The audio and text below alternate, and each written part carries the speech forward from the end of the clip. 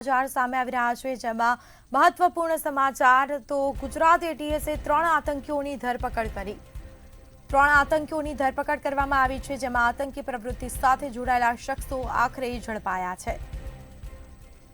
તો 3 આરોપીઓ હૈદરાબાદના હોવાનો ખુલાસો થયો।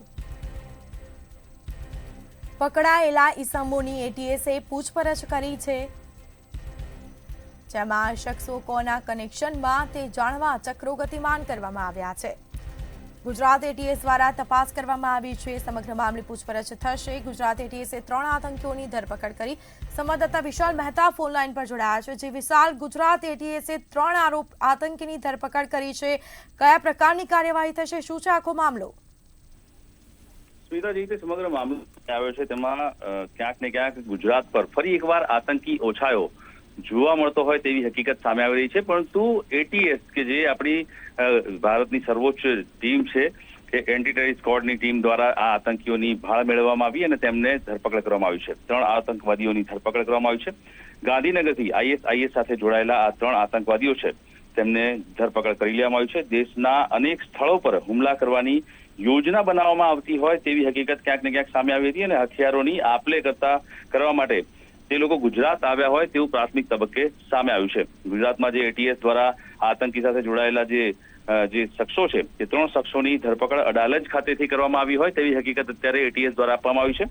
મહત્વપૂર્ણ છે કે એટીએસની ટીમને બાતમી મળી અને કેટલાક શખ્સો આતંકી પ્રવૃત્તિ સાથે જોડાયેલા છે તેવી હકીકતના આધારે જ તપાસનો દોર શરૂ કરવામાં આવ્યો અને તપાસ કરતા જ આઈએસઆઈએસ ની સાથે જોડાયેલા 3 શખ્સો છે તે 3 શખ્સોને પકડી લેવામાં આવ્યા છે।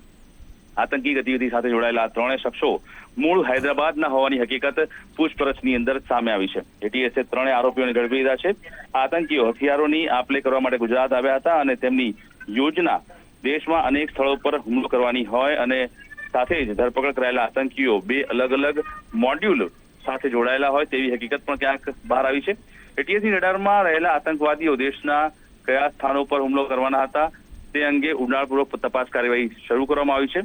વધુ સત્તાવાર માહિતી એટીએસ દ્વારા આપવામાં આવશે। પરંતુ સૌથી મોટી વાત એ છે કે અત્યારે હાલમાં આ સમગ્ર બાબતને લઈને અલ-કાયદાની વિચારધારા ફેલાવતા આતંકવાદીઓ છે તેમને ઝડપી લેવામાં આવ્યા છે। ગુજરાત એટીએસે 4 મહિના પહેલા અલ-કાયદા સાથે જોડાયેલા 4 આતંકવાદીઓની અગાઉ પણ ધરપકડ કરેલી હતી, જેમાં મોહમ્મદ ફેક, જીસાન અલી, સૈફુલ્લા કુરેશી અને મોહમ્મદ ફરસીન આ 4 આતંકવાદીઓને પકડાયા હતા અને ત્યારબાદ હવે ફરીથી 3 જે શખ્સો છે જે આતંકવાદી પ્રવૃત્તિ સાથે જોડાયેલા છે તેમને પણ પકડી પાડવામાં આવ્યા છે। સૌથી મોટી વાત એ છે કે સતત આતંકવાદીઓ દ્વારા ગુજરાતને ટાર્ગેટ કરવામાં આવી રહ્યું છે।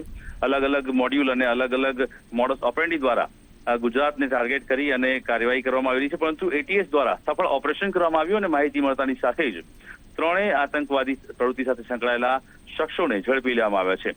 આ 3 શખ્સો મૂળ હૈદરાબાદના છે। હૈદરાબાદથી તે લોકો અહીંયા કેવી રીતે આવ્યા, તે કોના કનેક્શનમાં છે, તેમના નાપાક ઈરાદા શું હતા અને કેવી રીતે તે લોકો હથિયારની લેવડ દેવડ કરવાના હતા અને સાથે જ ગુજરાતમાં કેટલા સમયથી છે। ગાંધીનગરમાં તે લોકો જે રીતે અડાલજથી પકડાયા છે તો અડાલજ તે લોકો કેવી રીતે પહોંચ્યા, અડાલજ કયા જે નાપાક મનસુબા છે તેને અંજામ આપવાના હતા અથવા તો કઈ બાબતને લઈને કે કયા વ્યક્તિને મળવા માટે તે લોકો ત્યાં પહોંચ્યા હતા, તે તમામ હકીકતો જાણવા માટે થઈ અને અત્યારે હાલમાં એટીએસ દ્વારા તપાસની કાર્યવાહી તેજ કરવામાં આવી છે।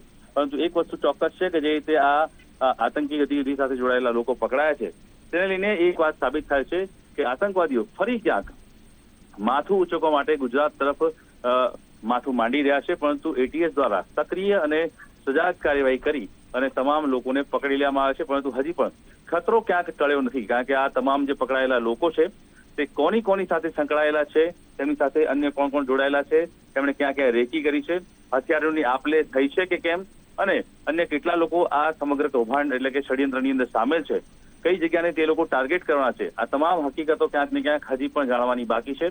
એટીએસ તેના પર કાર્ય કરી રહ્યું છે અને એટલા માટે જ આવનારા સમયની અંદર એટીએસ આ બાબતને લઈને વધુ કાર્યવાહી કરશે અને વધુ ખુલાસા પણ સામે આવશે। સ્મિતા, જી બિલકુલથી આભાર આપનો। જેમાં 3 આરોપીઓ હૈદરાબાદના હોવાનો આ ખુલાસો થયો છે। પકડાયેલા ઈસમોની એટીએસે પૂછપરછ કરી છે।